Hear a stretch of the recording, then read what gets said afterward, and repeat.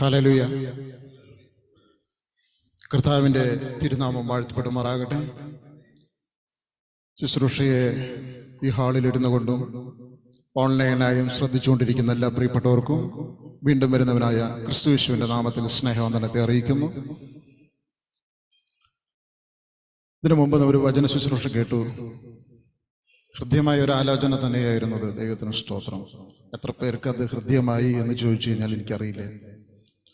കാരണം അതിനോട് ചേർത്ത് വെച്ചിരിക്കുന്ന ഒരു ആലോചനയാണ് രണ്ടാം ഭാഗത്ത് നാം കേൾക്കാനിരിക്കുന്നത്. ദൈവത്തിന് സ്തോത്രം. ഈ വചനഭാഗം എനിക്ക് തന്നപ്പോൾ പല കൺഫ്യൂഷനുകളുണ്ടായി എനിക്ക്. കർത്താവ്, ഇത് തന്നെയാണോ, ഈ ആലോചനയാണോ അങ്ങയുടെ ജനത്തിന് കൊടുക്കേണ്ടത്, ഈ സന്ദേശമാണോ അങ്ങ് എന്ന് കൊടുക്കാനിരിക്കുന്നതെന്നൊക്കെ ചോദിച്ചു. പല പ്രാവശ്യം വീണ്ടും വീണ്ടും പല ആവർത്തി പ്രാർത്ഥിച്ചും ഒക്കെയാണ് കർത്താവിൽ അഭയം പ്രാപിച്ചു വന്നിരിക്കുന്നത്. ദൈവത്തിന് സ്തോത്രം. എന്നാൽ കർത്താവ് ആദ്യ വചന ശുശ്രൂഷയുടെ തന്നെ അതിനുള്ള ഉറപ്പ് എൻ്റെ ഹൃദയത്തിൽ നൽകിയതിനോർത്ത് ഞാൻ ദൈവത്തെ സ്തുതിക്കുന്നു. ഹല്ലേലൂയ. നമുക്ക് വായിക്കേണ്ട ഭാഗം അപ്പോസ്തലനായ പൗലോസ് കൊരിന്ത്യർക്ക് എഴുതിയ രണ്ടാമത്തെ ലേഖനം 2-ാം അധ്യായം 14 മുതൽ 17 വരെയുള്ള വാക്യങ്ങൾ. 2 കൊരിന്ത്യ ലേഖനം 2-ാം അധ്യായം 14 മുതൽ 17 വരെയുള്ള വാക്യങ്ങൾ. ക്രിസ്തുവിൽ ഞങ്ങളെ എപ്പോഴും ജയോത്സവമായി നടത്തുകയും എല്ലായിടത്തും ഞങ്ങളെ കൊണ്ട് തന്റെ പരിജ്ഞാനത്തിന്റെ വാസന വെളിപ്പെടുത്തുകയും ചെയ്യുന്ന ദൈവത്തിന് സ്തോത്രം.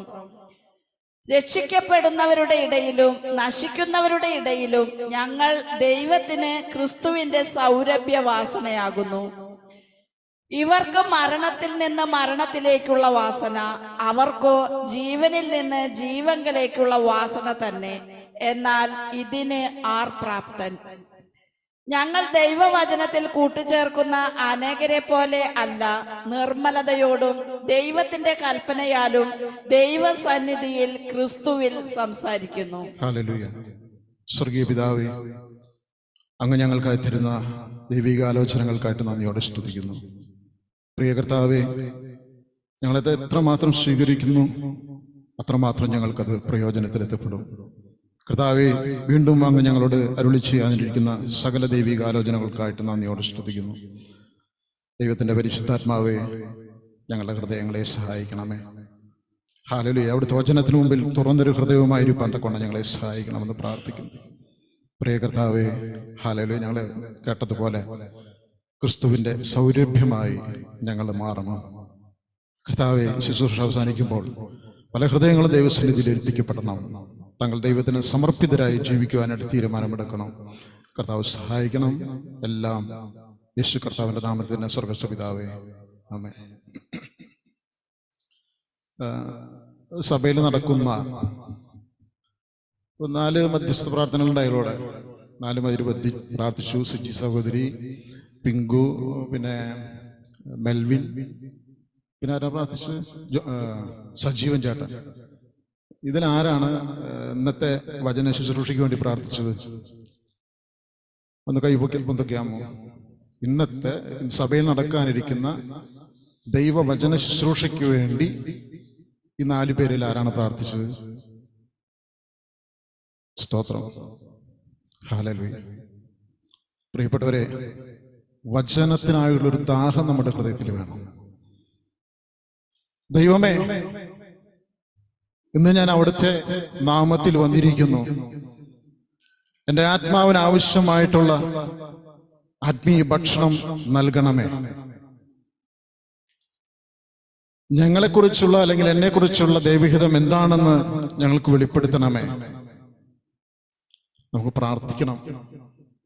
ദൈവസഭായോഗം കൂടുമ്പോൾ സഭായോഗത്തിലെ എല്ലാ ശുശ്രൂഷകൾക്ക് വേണ്ടി പ്രാർത്ഥിക്കണം. ഒപ്പം ദൈവവചനം, ഇപ്പം നിങ്ങൾ പ്രാർത്ഥിച്ചാലും പ്രാർത്ഥിച്ചില്ലെങ്കിലും എനിക്ക് ഇവിടുന്ന് വചനം പറയാൻ പറ്റില്ല എന്നല്ല ഞാൻ പറയുന്നത്. ദൈവവചനത്തിനോട് എത്രമാത്രം താൻ ആത്മാർത്ഥത പുലർത്തുന്നു എന്നുള്ളത് നമ്മുടെ പ്രവൃത്തികളിലൂടെയാണ് വെളിപ്പെടുക. ദൈവത്തിന് സ്തോത്രം. പ്രാർത്ഥിച്ചവർക്കെതിരെ ഞാൻ കുറ്റം പറയുകയല്ല. തുടർന്നുള്ള പ്രാർത്ഥനകളിൽ 4 പേരിൽ അടുത്ത പ്രാവശ്യം 4 പേരാവും, വേറെ 4 പേരാവും. അങ്ങനെ അത് നമ്മൾ ശ്രദ്ധിക്കണമെന്ന് ഞാൻ പറയുകയാണ്. സ്തോത്രം. അത് ദൈവത്തിന് ഇഷ്ടമാണ് അങ്ങനെ പ്രാർത്ഥിക്കുന്നത്. സ്തോത്രം.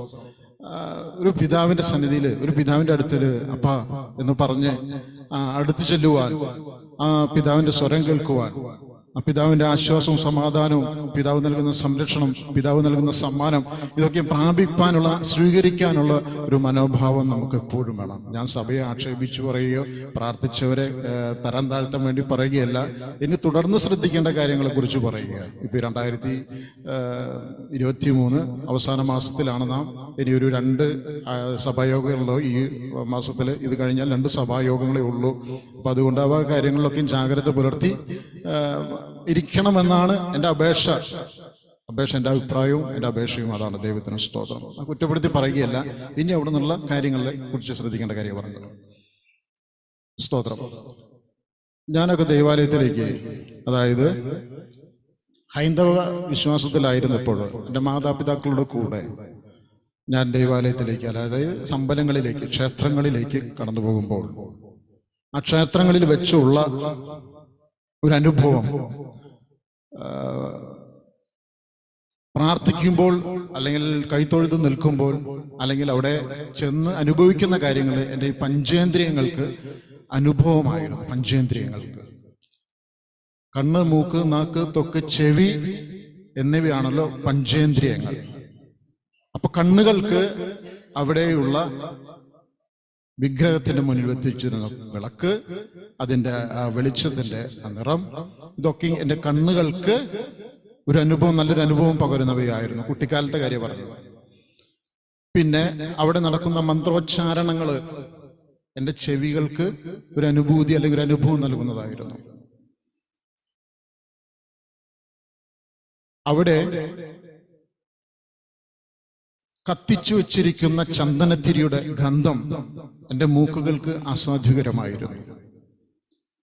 അവിടെ നിന്ന് തരുന്ന ആ തീർത്ഥം എൻ്റെ നാവുകൾക്ക് ആസ്വാദ്യകരമായിരുന്നു, ഒരു അനുഭവമായിരുന്നു. അവിടെ നിന്ന് ലഭിക്കുന്ന ചന്ദനക്കുറി അല്ലെങ്കിൽ മറ്റ് കുറികളെല്ലാം എൻ്റെ ത്വക്കിന് ഒരു ആസ്വാദ്യകര, ഒരു അനുഭവമായിരുന്നു. എന്നാൽ ഈ അനുഭവങ്ങളൊന്നും തന്നെ എൻ്റെ ഉള്ളിലെ ആത്മാവിന് ആസ്വാദ്യകരമായിരുന്നില്ല.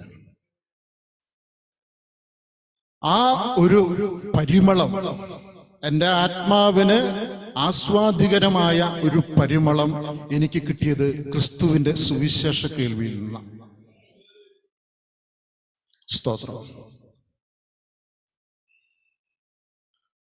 ഇവിടെ 14-ാം വാക്യത്തില് പറയുന്നു, ഞങ്ങളെ കൊണ്ട് തൻ്റെ പരിജ്ഞാനത്തിന്റെ വാസന വെളിപ്പെടുത്തുകയും ചെയ്യുന്ന ദൈവത്തിന് സ്തോത്രം. എന്താണ് ദൈവത്തിന്റെ പരിജ്ഞാനത്തിന്റെ വാസന അല്ലെങ്കിൽ ആ പരിമളം, ആ സുഗന്ധം എന്താണ്? സുവിശേഷമാണ്. ക്രിസ്തുവിനെ കുറിച്ചുള്ള സുവിശേഷമാണ് മനുഷ്യാത്മാവിന് അനുഭവിക്കേണ്ട ആ സുഗന്ധം. ഒരു തൈലത്തിൽ നിന്ന് പുറപ്പെടുന്ന സുഗന്ധം പോലെ ക്രിസ്തുവിൽ നിന്ന് പുറപ്പെടുന്ന സുവിശേഷമാണ് എൻ്റെ ആത്മാവിന് ഹൃദ്യമായ ഒരു സുഗന്ധം, ഒരു മണം. അതെൻ്റെ ഈ മൂക്കുകൾ കൊണ്ട് എനിക്ക് അനുഭവിക്കുവാൻ സാധിക്കുകയില്ല. പരിജ്ഞാനത്തിന്റെ വാസന വെളിപ്പെടുത്തുകയും ചെയ്യുന്ന ദൈവത്തിന് സ്തോത്രം.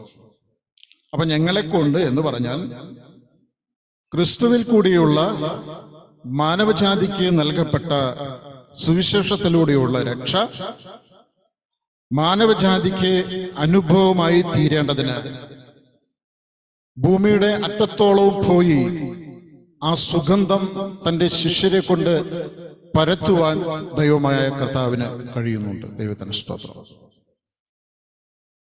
അപ്പോൾ ഇവിടെ പ്രധാനപ്പെട്ട കാര്യം, ഞങ്ങളെ കൊണ്ട്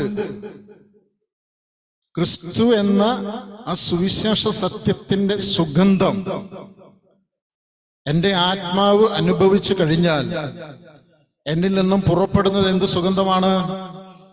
എൻ്റെ ശരീരത്തിൽ ഞാൻ സ്പ്രേ അടിക്കട്ടെ, സ്പ്രേന്റെ ശരീരം മറ്റുള്ളവർക്ക് നാറ്റം വരാതിരിക്കാനായിട്ട് ഞാൻ സ്പ്രേ അടിക്കും. ആ സുഗന്ധമല്ല എന്നിൽ നിന്നും പുറപ്പെടേണ്ടതുണ്ട്. ഞാൻ അനുഭവിച്ച ക്രിസ്തുവിന്റെ സുവിശേഷത്തിന്റെ ഗന്ധമായിരിക്കണം എന്നിൽ നിന്നും പുറപ്പെടേണ്ടത്. ദൈവത്തിന് സ്തോത്രം. അപ്പോൾ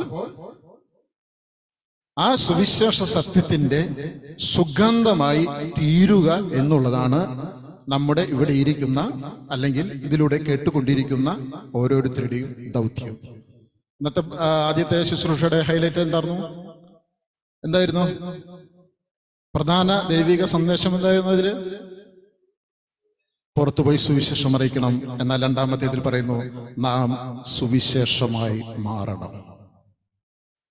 വചനം മാംസമായി കൃപയും സത്യവും നിറഞ്ഞവനായി നമ്മുടെ ഇടയിൽ പാർത്തു. ദൈവത്തിന്റെ വചനം യേശുവിന്റെ രൂപത്തിൽ ക്രിസ്തു വന്ന് ദൈവത്തിന്റെ അഭീഷ്ടം മാനവജാതിയോട് അറിയിച്ചുകൊണ്ട് അവനെ ഭൂമിയിൽ 33.5 കൊല്ലം പാർത്തു. 30 വർഷം ഒരു പക്ക ദൈവഭക്തിയോടുകൂടി കർത്താവ് ജീവിച്ചു. എന്നാൽ അവന്റെ ഭക്തിക്കൊന്നും ആരും വിലയിട്ടില്ല, അവന്റെ പ്രവർത്തനങ്ങൾക്കൊന്നും ആരും വിലയിരുത്തിയിരുന്നില്ല. എന്നാൽ 3.5 വർഷത്തോളം കാലം തന്നിൽ നിന്ന് ഈ സുഗന്ധം, ഈ വചനത്തിന്റെ ദൈവരാജ്യത്തെക്കുറിച്ചുള്ള ആ വചനത്തിന്റെ സുഗന്ധം അനുഭവിച്ചവരുമുണ്ട്, അനുഭവിക്കാത്തവരുമുണ്ട്. നേരത്തെ പറഞ്ഞതുപോലെ യേശുക്രിസ്തു വരണ്ട കൈയുള്ള ഒരു മനുഷ്യനെ സൗഖ്യമാക്കി. സൗഖ്യത്തെ പ്രതി നല്ലൊരു അനുഭവം അനുഭവിച്ചവരുണ്ട്.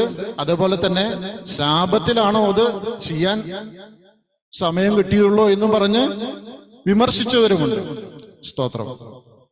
അപ്പോൾ അങ്ങനെ വചനം മാംസമായി തീർന്ന ദൈവിക വെളിപ്പെടുത്തുകൾ, ദൈവിക മനുഷ്യരെ കുറിച്ചുള്ള ദൈവിക പദ്ധതികൾ വെളിപ്പെടുത്തിക്കൊണ്ട് ക്രിസ്തു ഈ ഭൂമിയിൽ വന്നു.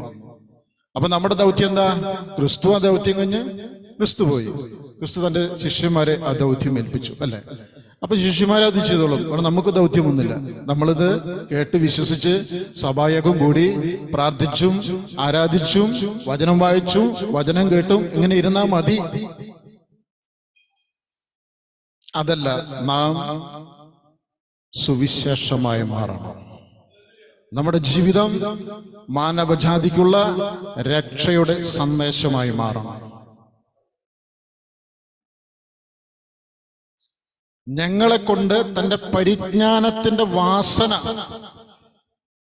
നമ്മെയാണ് ഇനി തിരഞ്ഞെടുത്തിരിക്കുന്നത്. കർത്താവിന്റെ സുഗന്ധം, സുവിശേഷം എന്ന സുഗന്ധം വഹിക്കുവാൻ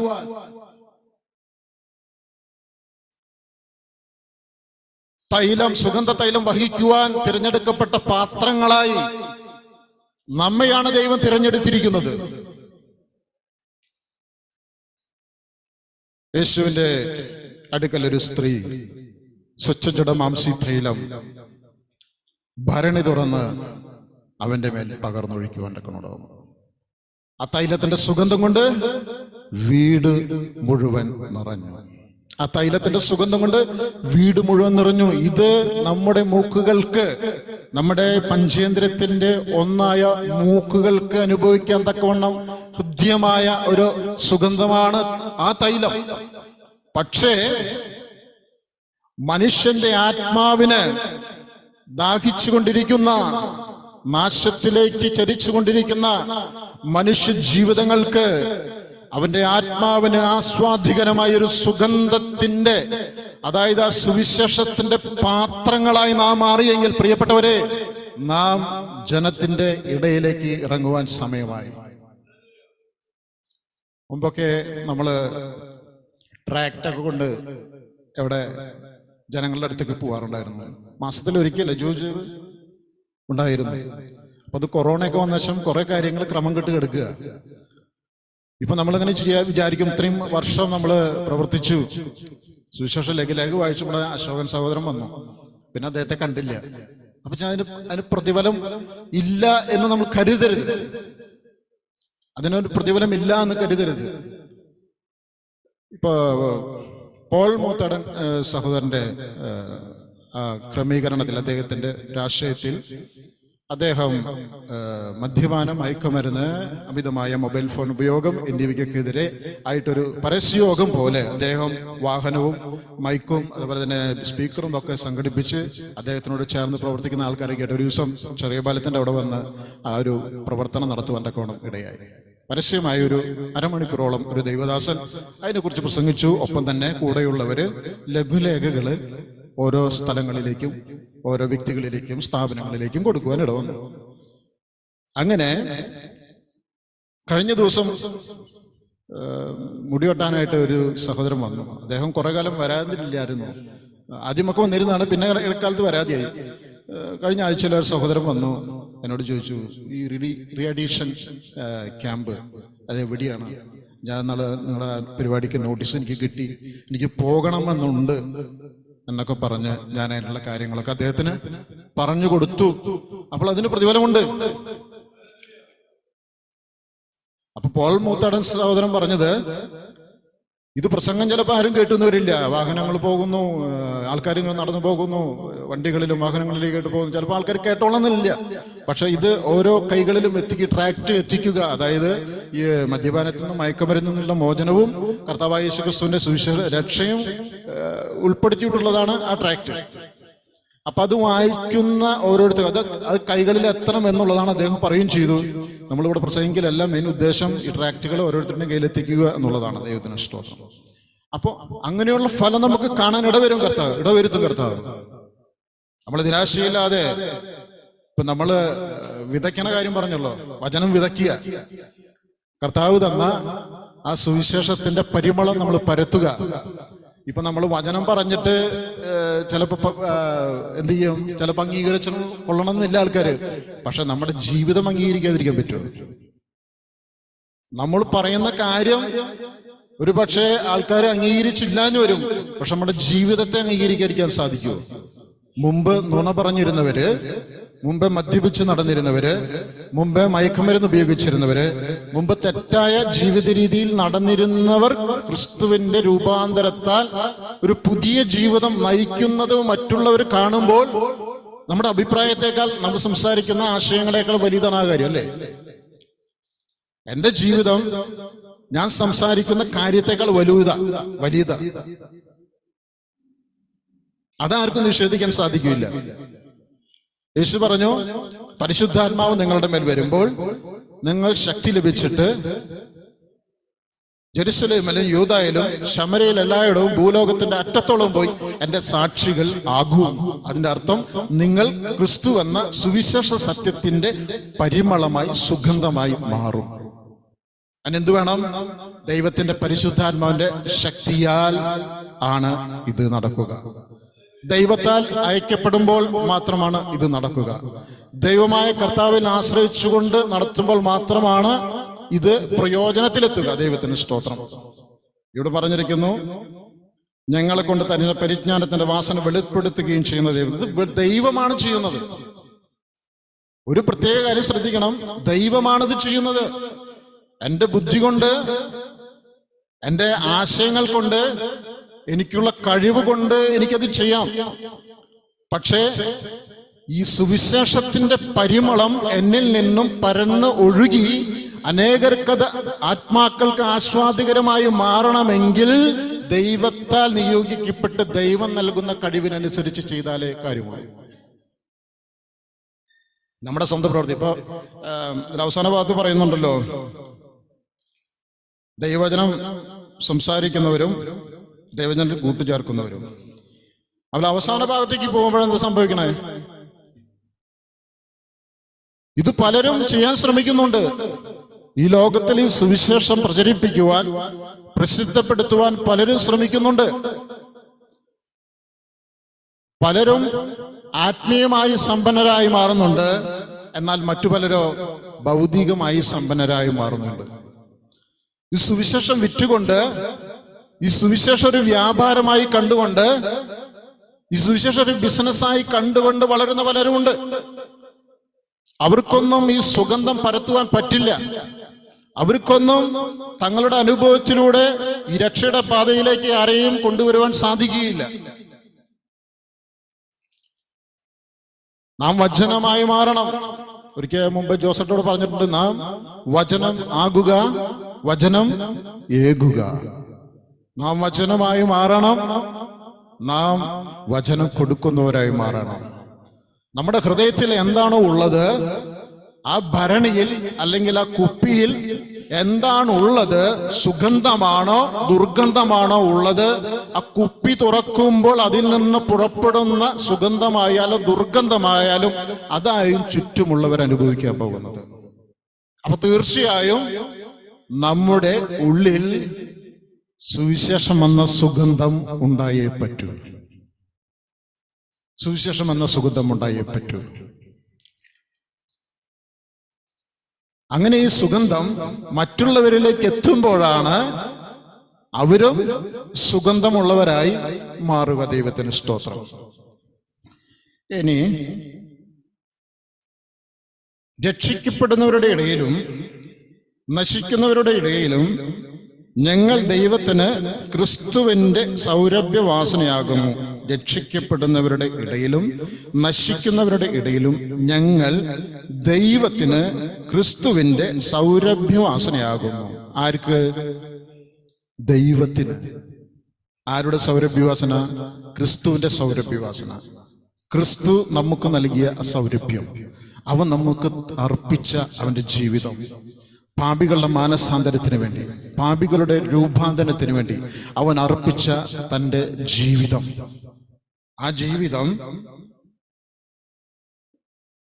രക്ഷിക്കപ്പെടുന്നവരുടെ ഇടയിലും നശിച്ചു പോകുന്നവരുടെ ഇടയിലും ഒരു സൗരഭ്യ വാസനയായി തീർന്നു. ദൈവത്തിന് സ്തോത്രം. ഇപ്പൊ സുവിശേഷം പ്രസംഗിക്കുന്നുണ്ട്. സഭയിലായാലും അല്ലെങ്കിൽ പരസ്യയോഗം, കൺവെൻഷൻ, അല്ലെങ്കിൽ വ്യക്തിപരമായി കുടുംബങ്ങളിൽ എവിടെയൊക്കെ നമ്മൾ സുവിശേഷം പ്രസംഗിക്കുന്നുണ്ട്. പക്ഷെ അത് എല്ലാവരും അംഗീകരിക്കുകയും ഉൾക്കൊള്ളുകയും ചെയ്യുകയും ചെയ്യില്ല. ചിലർക്ക് ദൈവം അത് മനസ്സിലാക്കാൻ കൃപ കൊടുത്തു കഴിഞ്ഞാൽ അവരുടെ ഉള്ളം തുറക്കും, അവർ വചനം സ്വീകരിക്കും, അവർ സത്യത്തിലേക്ക് വരും. ദൈവത്തിന്റെ വചനം സുഗന്ധമായി പറഞ്ഞിട്ടുള്ള സ്ഥലങ്ങളിലെല്ലാം, അതായത് സുവിശേഷം അറിയിക്കുന്നവർ മാനസാന്തരപ്പെട്ടുകൊണ്ട് ദൈവത്തിന്റെ ഒരു സന്ദേശമായി അവരുടെ ജീവിതം മാറ്റിക്കൊണ്ട് പോയി പറഞ്ഞിട്ടുള്ള സ്ഥലങ്ങളിൽ ദൈവം പ്രവർത്തിച്ച ആത്മാക്കൾ വിടുവിക്കപ്പെടും. അങ്ങനെ വിടുവിച്ച ആത്മാക്കളുണ്ട്. തങ്ങളുടെ ജീവിതം ഒരു സന്ദേശമായി ജനത്തിന് കൈമാറിയതിലൂടെ അനേകർ ഈ രക്ഷ പ്രാപിച്ച് ദൈവത്തിലേക്ക് കടന്നു വന്നിട്ടുണ്ട്. അപ്പൊ രക്ഷിക്കപ്പെടുന്നവരുടെ ഇടയിലായാലും നശിക്കുന്നവരുടെ ഇടയിലായാലും ഒരൊറ്റ സുഗന്ധമാണ് പുറപ്പെടുവിക്കുക. എന്താണ്? സുവിശേഷമെന്ന ക്രിസ്തുവിന്റെ പരിമള തൈലം. ക്രൂശിന്റെ വചനം നശിച്ചു പോകുന്നവർക്ക് ഭോഷത്വവും രക്ഷയുടെ പാതയിലൂടെ ചരിക്കുന്ന നമുക്കത് ദൈവത്തിന്റെ ശക്തിയുമാകുന്നു. ഒരേ വചനം കേൾക്കുന്നവരിൽ വ്യത്യസ്തമായാണ് പ്രവർത്തിക്കുന്നത്. പറയുന്നത് ഒരൊറ്റ സത്യം മാത്രം, സുവിശേഷ സത്യം, ക്രിസ്തുവിലൂടെയുള്ള സത്യം മാത്രം. പക്ഷെ അത് സ്വീകരിക്കുന്നവർ രണ്ടു കൂട്ടരാണ്. ഒന്ന്, നശിച്ചു പോകുന്നവര്, അവർക്കത് ഭോഷത്വമായി മാറുന്നു. അവരുടെ യുക്തിക്ക് ചേരുന്നതല്ല, അവരുടെ ചിന്തകൾക്ക് അനുയോജ്യമായ രീതിയിലുള്ളതല്ല. അവരുടെ യുക്തിയിൽ ആലോചിക്കുന്നു, ബുദ്ധിയിൽ ആലോചിക്കുന്നു, ഇത് ശരിയാവില്ല, ഇതൊക്കെ വെറും തട്ടുപൊളിപ്പം പരിപാടിയാണ്, തല്ലിപ്പൊളി പരിപാടിയാണ്, ഇതൊന്നും കൊള്ളാവുന്ന കാര്യമില്ല എന്നുകൊണ്ട് അവർ തള്ളിക്കളയും. പക്ഷെ രക്ഷയുടെ പാതയോടെ ചരിക്കുന്നവർക്കോ അത് ദൈവത്തിന്റെ ശക്തിയാണ്, അതാണ് ദൈവത്തിന്റെ സുവിശേഷം. അപ്പൊ കേൾക്കുന്നവർക്ക് രണ്ടു തരത്തിൽ പ്രവർത്തിക്കുന്നുണ്ടെങ്കിലും പറയുന്നത് ഒരു കാര്യമാണല്ലോ, ദൈവത്തിന്റെ സുവിശേഷമാണ് പറയുന്നത്. എന്നാൽ അനുഭവിക്കുന്നത്, ഇപ്പൊ സഭയിലായാലും അതെ, സഭയിലൊരു നല്ല ആശയം, നല്ലൊരു കാര്യം പറയുമ്പോൾ രണ്ടു തരത്തിൽ ആൾക്കാർ എടുക്കാൻ സാധ്യതയുണ്ട്. ഇവിടെ എടുക്കണ്ടോ എടുക്കില്ല എന്ന് ഞാൻ വിധിക്കാനാളല്ല. സാധ്യതയുണ്ട്. ഒരു കാര്യം, ആശയം പറയുമ്പോൾ, നല്ല കാര്യം പറയുമ്പോൾ അത് അംഗീകരിക്കുന്നവരുണ്ട്, അംഗീകരിക്കാത്തവരുണ്ട്. പക്ഷെ അംഗീകരിക്കുന്നവർക്ക് അത് ജീവനിൽ നിന്ന് ജീവനിലേക്കുള്ളൊരു വാസനയാണ്. അംഗീകരിക്കാത്തവരും അനുസരിക്കാത്തവരുമായിട്ടുള്ള ആൾക്കാർക്ക് അത് മരണത്തിന്റെ ഭീതിദായകമായ വാസനയായി മാറുന്നു. മരണത്തിൽ നിന്ന് മരണത്തിലേക്കുള്ള വാസന.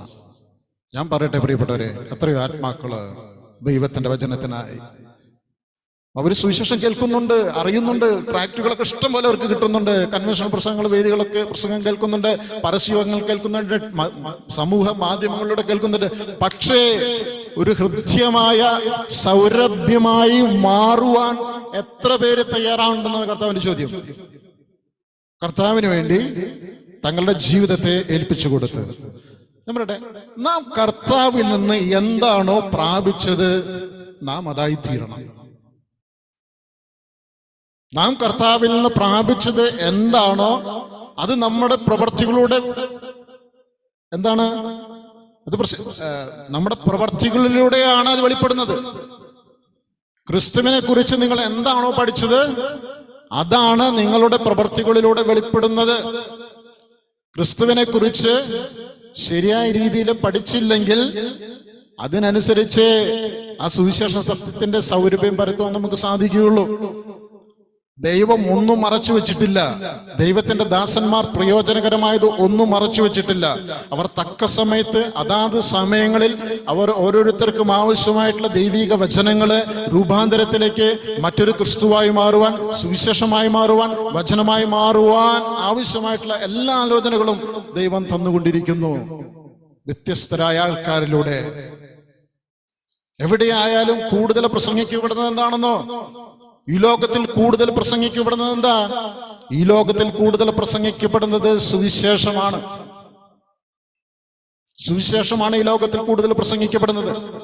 പക്ഷെ അത് എത്ര പേർക്ക് അത് പ്രയോജനകരമായി മാറുന്നു? എത്ര പേർക്ക് അത് നന്മയായി മാറുന്നു, ജീവനായി മാറുന്നു എന്നതുള്ള സംശയമാണ്. പക്ഷെ നമുക്ക് ചെയ്യേണ്ട ചുമതലതയുള്ളൂ. മറ്റുള്ളവരുടെ പ്രവർത്തനം ഒന്നും നോക്കണ്ട. മറ്റുള്ളവരുടെ ഒരു പ്രവർത്തനം നമ്മൾ വിലയിരുത്തേണ്ട കാര്യമില്ല. നമുക്ക് ദൈവത്തിന്റെ ഒരു വചനമായി മാറുവാൻ, സുവിശേഷ സുഗന്ധമായി മാറുവാൻ തയ്യാറുണ്ടോ എന്നാണ് കർത്താവ് ഇന്ന് ഈ സഭയുടെ എല്ലാവരോടും ചോദിക്കുന്നത്. മാറുവാൻ തയ്യാറുണ്ടോ? നിന്നെ എന്നെ ഒരു സുഗന്ധ തൈലത്തെക്കാൾ ഉപരിയായ സുവിശേഷ സത്യത്തിന്റെ പരിമളമായി തീർക്കുവാൻ കർത്താവ് തയ്യാറാണ്. ഇതിന് തയ്യാറില്ല. കാരണം എനിക്ക് എന്നെ ഉപേക്ഷിക്കുവാൻ, എനിക്ക് എന്നെ ത്യജിക്കുവാൻ എന്താണ്? മടിയാണ്. കർത്താവ് എന്താ പറഞ്ഞ? ഒരു ശിഷ്യന് വേണ്ട യോഗ്യത എന്താ പറഞ്ഞ? ഒരുത്തൻ എന്നെ അനുഗമിക്കുവാൻ ഇച്ഛിച്ചു കഴിഞ്ഞാൽ അവൻ സ്വയം ത്യജിച്ച് തന്റെ ക്രൂശ് എടുത്തുകൊണ്ട് എന്നെ അനുഗമിക്കട്ടെ എന്നാണ് പറയുന്നത്. അപ്പൊ ആദ്യം സ്വയം ത്യജിക്കണം. അപ്പൊ എൻ്റെ ഇഷ്ടങ്ങള്, എൻ്റെ ശാഠ്യങ്ങള്, എന്റേതായിട്ടുള്ള എന്തെങ്കിലും എനിക്ക് ഉപേക്ഷിക്കണമെങ്കിൽ എനിക്ക് സാധ്യമല്ല. ഞാനത് വിടുവാൻ തയ്യാറല്ല.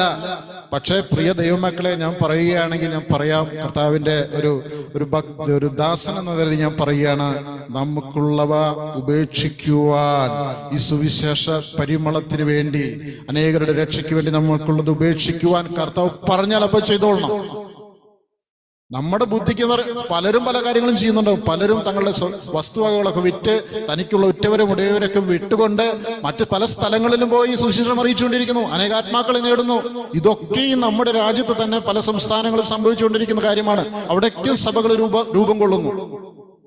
പല കഷ്ടങ്ങളും ക്ലേശങ്ങളും പ്രയാസങ്ങളും അനുഭവിച്ചുകൊണ്ട് അവരത് ചെയ്യുന്നു, പ്രവൃത്തിയിൽ ഫലം കാണുന്നു. പക്ഷേ കർത്താവിന്റെ ആലോചന പ്രകാരമായിരിക്കണം നാം അത് ചെയ്യേണ്ടത്.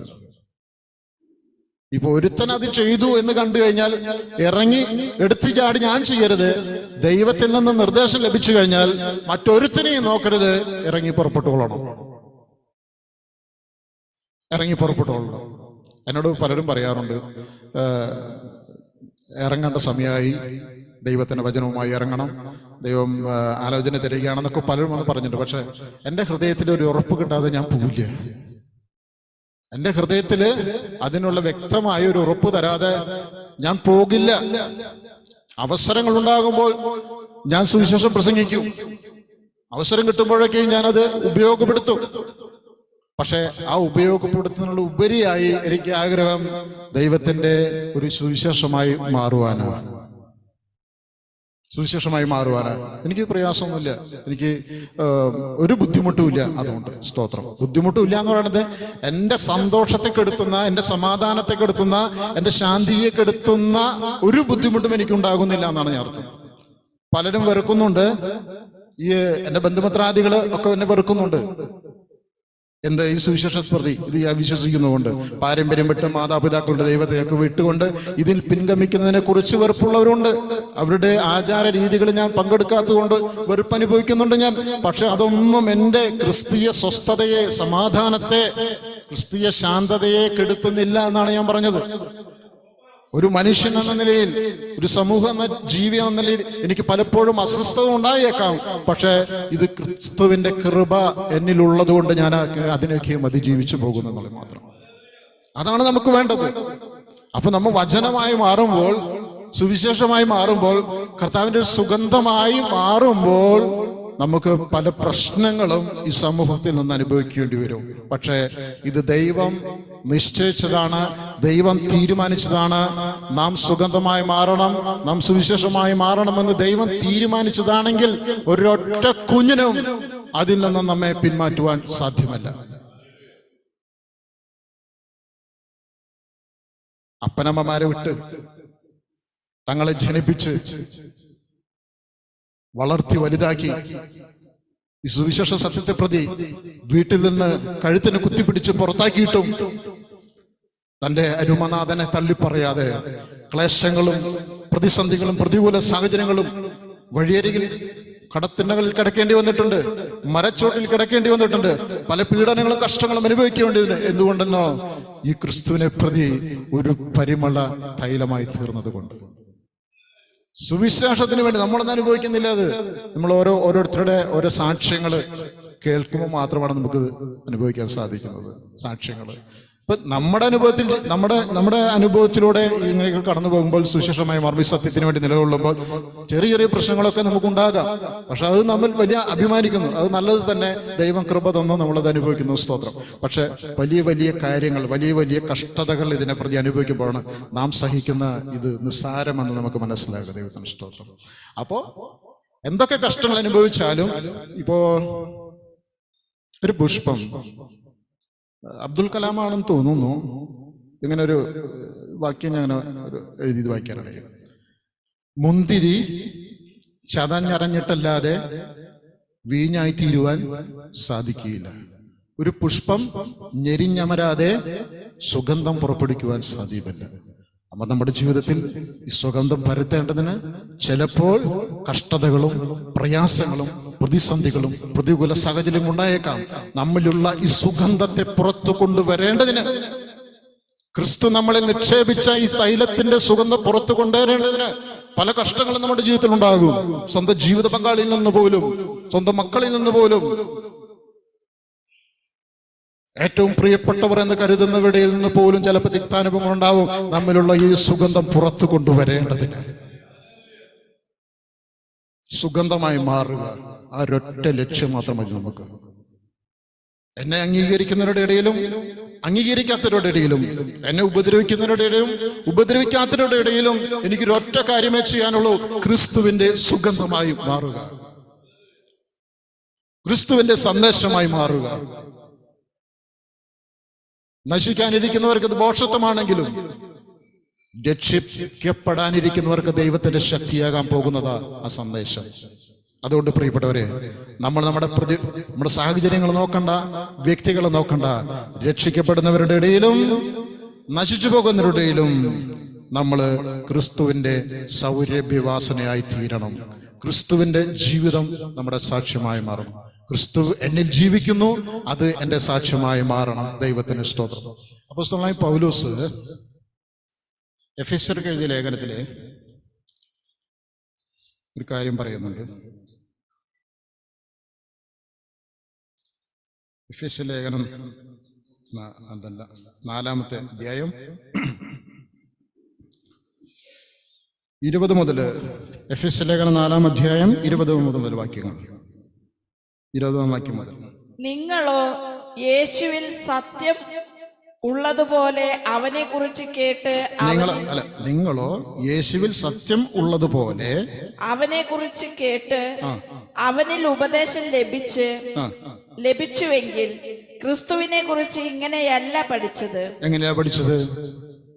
മുമ്പിലത്തെ നടപ്പ് സംബന്ധിച്ച് ചതിമോഹങ്ങളാൽ വഷളായി പോകുന്ന പഴയ മനുഷ്യനെ ഉപേക്ഷിച്ച് നിങ്ങളുടെ ഉള്ളിലെ ആത്മാവ് സംബന്ധമായി പുതുക്കം പ്രാപിച്ച് സത്യത്തിന്റെ ഫലമായ നീതിയിലും വിശുദ്ധിയിലും ദൈവാനുരൂപമായി സൃഷ്ടിക്കപ്പെട്ട പുതു മനുഷ്യനെ ധരിച്ചുകൊള്ളുവിൻ.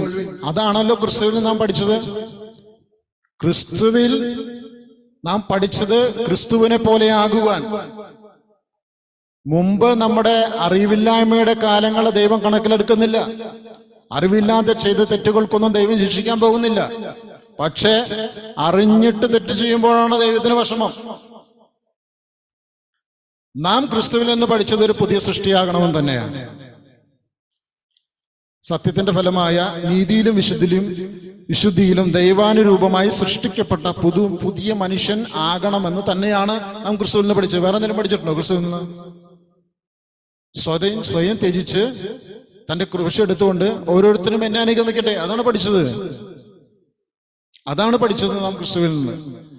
അപ്പോൾ നിങ്ങളോ യേശുവിൽ സത്യമുള്ളതുപോലെ അവനെക്കുറിച്ച് കേട്ട് അവനിൽ ഉപദേശം ലഭിച്ചുവെങ്കിൽ ക്രിസ്തുവിനെ കുറിച്ച് ഇങ്ങനെയല്ല പഠിച്ചത്. അപ്പൊ ഇങ്ങനെയല്ല ജീവിക്കേണ്ടത്.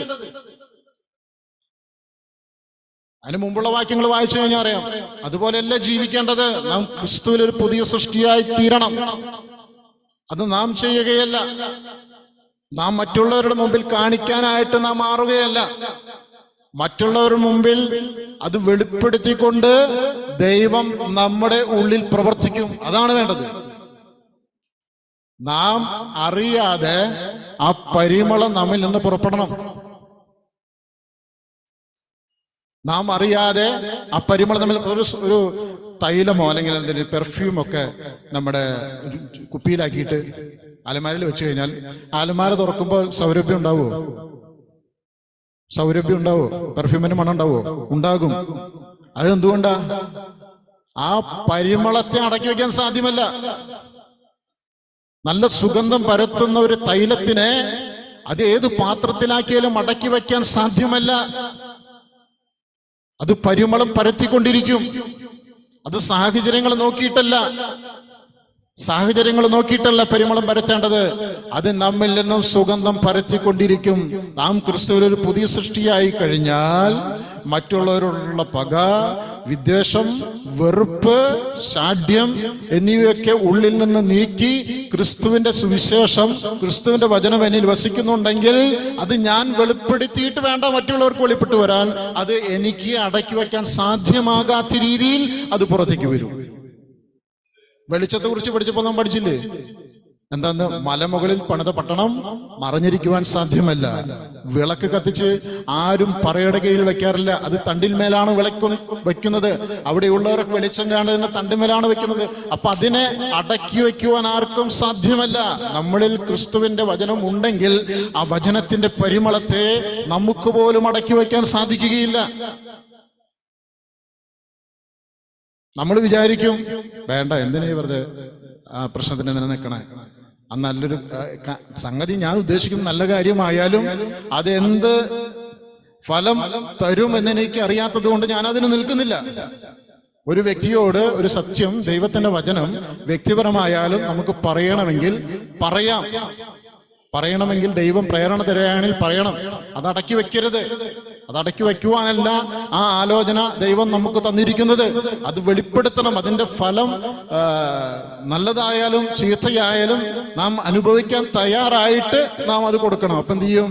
അത് അംഗീകരിച്ചാലും അംഗീകരിച്ചില്ലെങ്കിലും എന്ത് ചെയ്യും? എനിക്ക് പ്രശ്നമില്ല, ഞാൻ അതിന്റെ ഫലം അനുഭവിക്കാൻ തയ്യാറാണ്. ഞാൻ ഒരു കാര്യം പറഞ്ഞാൽ നിങ്ങളത് അംഗീകരിച്ചാലും അംഗീകരിച്ചില്ലെങ്കിലും എനിക്കത് പ്രശ്നമല്ല എന്നുള്ള രീതിയിൽ വേണം എനിക്കത് പറയുവാനായിട്ട്. കാരണം എൻ്റെ ദൗത്യമാണ്, എന്നെ ഏൽപ്പിച്ചത് എനിക്ക് കൊടുക്കുക എന്നുള്ള ദൗത്യമാണ് എനിക്ക് വേണ്ടത്. ഇതന്നെ പ്രവാചക ശുശ്രൂഷ. ദാവീദിനോട് ആരെ പറഞ്ഞ? നാഥാൻ പ്രവാചകൻ പോയി പറഞ്ഞില്ലേ? രാജാവല്ലായിരുന്നു നാഥാൻ പ്രവാചകൻ രാജാവിന്റെ അടുക്കൽ പോയത്. ഇസ്രായേലിന്റെ രാജാവായിരിക്കുമ്പോൾ ദാവീദിന്റെ അടുക്കൽ പോയി പറഞ്ഞത് അവൻ ചെയ്ത തെറ്റ്. പിന്നെ മറ്റൊരു പ്രവാചകനുടെ പേര് ഞാൻ ഓർക്കുന്നില്ല. ആ ഇസ്രായേലിന്റെ ജനസംഖ്യ എടുത്തപ്പോൾ ഒരു സംഭവം ഉണ്ടായിട്ടുണ്ട്. അവിടെ ഒരു പ്രവാചകനെ ദൈവം അയച്ചു. അവിടെ നാഥാൻ പ്രവാചകനല്ല പോയത്, ഇപ്പൊ ഓർമ്മ വരുന്നില്ല പേര്. അപ്പോ ഇത് നല്ലതായി മാറുമോ പൊട്ടയായി മാറുമോ ഒന്നും നോക്കേണ്ട കാര്യമില്ല. നമുക്കിത് പറയേണ്ട കാര്യമേ ഉള്ളൂ. അത് നശിക്കുന്നവർക്ക് അത് ബോഷത്വമായും അല്ലെങ്കിൽ മരണത്തിൽ നിന്നുള്ള മരണത്തിലേക്കുള്ള വാസനയായും, രക്ഷ പ്രാപിക്കുന്നവർക്ക് എന്തായിത്തീരും? മാനസാന്തരപ്പെടാൻ തയ്യാറുള്ളവർക്ക്, അനുസരിക്കുവാൻ തയ്യാറുള്ളവർക്ക് അത് ജീവനായി പരിണമിക്കുകയും ചെയ്യുന്നു. അത്രയേ ഉള്ളൂ. എൻ്റെ ജീവിതം ഒരു സന്ദേശമായി മാറണം. എനിക്ക് വ്യക്തമായ നിലപാടുകൾ ഉണ്ടായിരിക്കണം. അവസരം വരുമ്പോൾ നിലപാട് മാറി മാറി നിൽക്കലല്ല, എനിക്ക് വ്യക്തമായ ഒരു നിലപാടുണ്ടായിരിക്കണം. എൻ്റെ നിലപാട് എൻ്റേതല്ല, അത് ക്രിസ്തുവിൻ്റെതും കൂടിയായിരിക്കണം. എനിക്ക് പല നിലപാടുകളുണ്ടായിരിക്കാം. എൻ്റെ പാരമ്പര്യത്തിൽ നിന്ന് ഞാൻ പഠിച്ചത്, എൻ്റെ സമൂഹത്തിൽ നിന്ന് ഞാൻ പഠിച്ചത്, എൻ്റെ സുഹൃത്തുക്കളിൽ നിന്ന് ഞാൻ പഠിച്ചത്, എൻ്റെ അധ്യാപകരിൽ നിന്ന് ഞാൻ പഠിച്ചത്, അതൊന്നുമല്ല എൻ്റെ നിലപാടായിരിക്കേണ്ടത്. എൻ്റെ നിലപാട് ക്രിസ്തുവിൻ്റെ നിലപാടായിരിക്കണം. ആ നിലപാടിൽ ഉറച്ചു നിൽക്കണം. ആ നിലപാടിനനുസരിച്ച് ഞാൻ ജീവിക്കണം. ആ നിലപാടിനനുസരിച്ച് ജീവിച്ചാൽ മാത്രമേ എനിക്ക് ആരായിത്തീരാൻ പറ്റുള്ളൂ? മറ്റൊരു ക്രിസ്തുവായി തീരുവാൻ പറ്റുള്ളൂ. ക്രിസ്തുവിലൂടെ ഒരു പുതിയ സൃഷ്ടിയായി തീരണമെങ്കിൽ എൻ്റെതായുള്ള നിലപാടുകൾ, എൻ്റെ ചുറ്റുമുള്ളവരുടെ നിലപാടുകളൊക്കെ മാറ്റിക്കൊണ്ട് ക്രിസ്തുവിൻ്റെ നിലപാടിലേക്ക് വന്നാൽ മാത്രമേ അത് മറ്റുള്ളവർക്ക് രക്ഷയുടെ അനുഭവമായി മാറുകയുള്ളൂ എന്ന് പറയുകയാണ്. അപ്പൊ രക്ഷിക്കപ്പെടുന്നവരുടെ ഇടയിലും നശിച്ചു പോകുന്നവരുടെ ഇടയിലും ഒരു ക്രിസ്തുവിൻ്റെ സൗരഭ്യമായി നാം മാറണം. എൻ്റെ കൂടെ നിൽക്കുന്നവര്, അതായത് എൻ്റെ കൂടെ നിൽക്കുന്നവര് ഞാൻ പറയുമ്പോൾ സമൂഹത്തിലായാലും കുടുംബത്തിലായാലും സഭയിലായാലും കൂടുന്നവര് രക്ഷിക്കപ്പെടാനുള്ളവരാണോ നശിക്കാനുള്ളവരാണോ? അങ്ങനെ നോക്കണ്ട. എനിക്ക് പറയാനുള്ളത് പറയണം. എനിക്ക് പറയാനുള്ള സന്ദേശം കൈമാറണം. എനിക്ക് പരത്താനുള്ള സുഗന്ധം ഞാൻ പരത്തിയേ തീരൂ. അത് ക്രിസ്തുവിന്റെ സൗരഭ്യമാകണമെന്ന് മാത്രമേ ഉള്ളൂ. അതാണ് നിബന്ധന. ദൈവത്തിന് സ്തോത്രം. രക്ഷിക്കപ്പെടുന്നവരുടെ ഇടയിലും നശിക്കുന്നവരുടെ ഇടയിലും ഞങ്ങൾ ദൈവത്തിന് ക്രിസ്തുവിന്റെ സൗരഭ്യവാസനാകുന്നു. ഇവർക്ക് മരണത്തിൽ നിന്ന് മരണത്തിലേക്കുള്ള വാസന. 16-ാമത്തെ വാക്യമാണ് 2 കൊരിന്ത്യർ ലേഖനം 2:16. ഇവർക്ക് മരണത്തിൽ നിന്ന് മരണത്തിലേക്കുള്ള വാസന, അവർക്കോ ജീവനിൽ നിന്ന് ജീവനിലേക്ക് വാസന തന്നെ. 2 തരത്തില് അത് പ്രതിഫലിക്കും, 2 തരത്തിൽ പ്രതികരണമുണ്ടാക്കും എന്നുള്ളത് തന്നെയാണ് സുവിശേഷത്തെ പ്രതി പറയാണ്. എന്നാൽ 16-ാം വാക്യത്തിന്റെ അവസാനം, എന്നാൽ ഇതിന് പ്രാപ്തനാരാ? അതായത് ക്രിസ്തുവിന്റെ സൗരഭ്യം പരത്തുവാൻ പ്രാപ്തനാരാ? ആർക്കത് കഴിയുക? ആർക്കത് സാധിക്കുക? സുവിശേഷമായി നാവുമ്പോ മാത്രം സുവിശേഷം പോരല്ലോ, ജീവിതത്തിലും വേണ്ട. എന്നാൽ ഇതിനെ ആർക്കാ സാധിക്കുക? തൊട്ടടുത്ത വാക്യം പറയുന്നു, ഞങ്ങൾ ദൈവവചനത്തിൽ കൂട്ടിച്ചേർക്കുന്ന അനേകരെ പോലെയല്ല, നിർമ്മലതയോടും ദൈവത്തിന്റെ കൽപ്പനയാലും ദൈവസന്നിധിയിൽ ക്രിസ്തുവിൽ സംസാരിക്കുന്നവർക്കും മാത്രമേ ക്രിസ്തുവിന്റെ സൗരഭ്യവാസനയായി തീരാൻ സാധിക്കൂ. എന്നാൽ ഇതിനാരാ പ്രാപ്തൻ? ആർക്കത് കഴിയുക? ഞാനിപ്പോ ഇത് പറഞ്ഞല്ലോ, നിങ്ങളും അംഗീകരിക്കുന്നു, ഓക്കെ. പക്ഷെ ആർക്കാ കഴിയുക? ഒന്നാമത്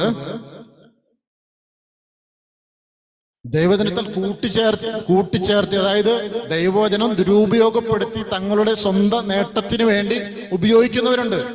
തങ്ങളുടേതായിട്ടുള്ള അതായത് സ്ഥാനമുറപ്പിക്കാൻ, തങ്ങളുടേതായിട്ടുള്ള വ്യക്തിമുദ്ര പതിപ്പിക്കുവാനായിട്ട് ഈ സുവിശേഷം ഉപയോഗിക്കുന്നവരുണ്ട്.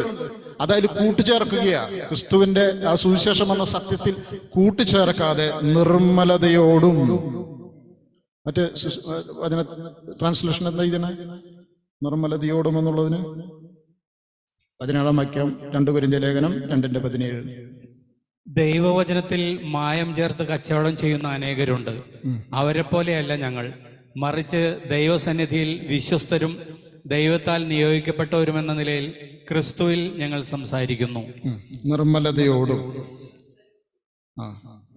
ഒരു തർജ്ജമയം വായിച്ചപ്പോൾ സത്യസന്ധർ, അതാ ഇതുണ്ടോ? ലിവിങ് ബൈബിള് എത്തിയിട്ടില്ല, കുഴപ്പമില്ല. സത്യസന്ധർ, അതായത് നിർമ്മലതയോടെ, സത്യസന്ധതയോടെ. എനിക്ക് ഒരു നേട്ടവും അതിൽ നിന്ന് വേണ്ട. എനിക്ക് ഈ പ്രവൃത്തിയിൽ കൂടി എനിക്ക് എൻ്റെതായ ഒരു നേട്ടവും വേണ്ട. എൻ്റെ പേരിന് വേണ്ട, എൻ്റെ കുടുംബത്തിന് വേണ്ട, എൻ്റെ സമൂഹത്തിന് വേണ്ട, എൻ്റെ രാജ്യത്തിന് വേണ്ട, എനിക്ക് എൻ്റെതായിട്ടുള്ള ഒന്നും വേണ്ട. ക്രിസ്തു എങ്ങനെയൊക്കെയായാലും ക്രിസ്തുവിന്റെ നാമം ഉയരണമെന്നേ ഉള്ളൂ, ക്രിസ്തുവിന്റെ ഇഷ്ടം നടക്കണമെന്നേ ഉള്ളൂ എന്ന ലക്ഷ്യത്തോടെ പ്രവർത്തിക്കുന്നവർക്കാണ് ഈ സുവിശേഷ പരിമളം പരത്തുവാൻ സാധിക്കുക തങ്ങളുടെ ജീവിതത്തിലൂടെ. നിർമ്മലതയോടെ, സത്യസന്ധതയോടെ, ആയിരിക്കുന്ന അവസ്ഥയിൽ ദൈവം എന്തുദ്ദേശിക്കുന്നു ആ ഉദ്ദേശത്തിൽ തന്നെ എനിക്കെൻ്റെ എന്തെങ്കിലും നേട്ടമായി മാറ്റുവാൻ എന്തെങ്കിലും അതിൽ കലർത്താതെ, മായം ചേർക്കാതെ, നിർമ്മലതയോടെ, സത്യസന്ധതയോടെ ഇത് ചെയ്യുവാനായിട്ട് ആഗ്രഹിക്കുന്നവരുടെ ഉള്ളിൽ നിന്നും ഈ സുവിശേഷത്തിന്റെ പരിമളം പുറപ്പെടുകയും അവർ പ്രവർത്തിക്കുകയും ചെയ്യും. അവിടെ മാനസാന്തരം സംഭവിക്കുകയും ചെയ്യും. 2, ദൈവത്തിന്റെ കൽപ്പനയാലും ദൈവസന്നിധിയിൽ ക്രിസ്തു സംസാരിക്കുന്നു. 2, ആ ദൈവം നിയോഗിക്കണം, ദൈവം അയക്കണം, ദൈവത്തിന്റെ അതിനായിട്ട് കാത്തിരിക്കണം. ശിഷ്യന്മാരോട് കർത്താവ് പറഞ്ഞു, ഉന്നതത്തിൽ നിന്ന് ശക്തി ലഭിക്കുന്നത് വരെ നിങ്ങൾ നഗരത്തിൽ തന്നെ വസിക്കണം. സംഗതി ഞാൻ ഈ ദൗത്യം നിങ്ങളെ വരമേൽപ്പിക്കുകയാണ്. പക്ഷെ ഉന്നതത്തിൽ നിന്ന് ശക്തി ധരിക്കുന്നത് വരെ, നിങ്ങൾക്കത് ലഭിക്കുന്നത് വരെ നിങ്ങൾ നഗരത്തിൽ വസിക്കണം. ഒരു എന്താ പറയാ, ശാന്തതയോടെ, സമാധാനത്തോടെ അതിനായിട്ട് കാത്തിരിക്കുക. അങ്ങനെ കാത്തിരുന്ന് ദൈവത്താൽ അയക്കപ്പെടുമ്പോൾ അത് ചെയ്യുമ്പോഴാണ് നമ്മളുടെ ജീവിതത്തിലൂടെയും ആ പരിമളം പുറപ്പെട്ട് നമ്മൾ പറയുന്ന വാക്കുകൾ അത് മറ്റുള്ളവർക്ക് ഗുണകരമായി മാനസാന്തരത്തിനും ദൈവപ്രസാദത്തിനും ഇവിടെ വരികയുള്ളൂ. അപ്പൊ 1, സത്യസന്ധമായി അല്ലെങ്കിൽ നിർമ്മലതയോടെ. 2, ദൈവം അയക്കുന്ന സമയത്ത് പോയി ദൈവപ്രചോദിതമായി ദൈവം തരുന്ന വചനങ്ങളിലൂടെ. ഇപ്പോ ഒരു വചനം ആൾക്കാരുടെ ഉള്ളിൽ കയറാനായിട്ട് പല ഉദാഹരണങ്ങളും കൂട്ടുപിടിക്കുന്നവരുണ്ട്, പല ഉദാഹരണങ്ങളും കൂട്ടുപിടിക്കുന്നുണ്ട്, മനസ്സിലാകാൻ വേണ്ടിയിട്ടാ. പക്ഷെ അത് മനസ്സിലാവും, ഏത് കൊച്ചുകുട്ടിക്ക് പോലും മനസ്സിലാവും. പക്ഷെ അത് ജീവനായി പരിണമിക്കണമെങ്കിൽ, നമ്മുടെ ഉള്ളിൽ ആത്മാവിന് അത് ജീവനായി പരിണമിക്കണമെങ്കിൽ, നമ്മുടെ അകത്ത മനുഷ്യന് അത് ബലം ആയി പരിണമിക്കണമെങ്കിൽ എന്ത് വേണം? ദൈവം തരുന്ന വാക്കുകൾ സംസാരിക്കുമ്പോൾ മാത്രമേ അത് സംഭവിക്കൂ. അത് നമ്മുടെ ബുദ്ധിയാ. ആദ്യത്തേത് നമ്മുടെ ബുദ്ധിയാ. എന്നാൽ രണ്ടാമത്തേത് ദൈവത്തിന്റെ ഹിതമാണ്.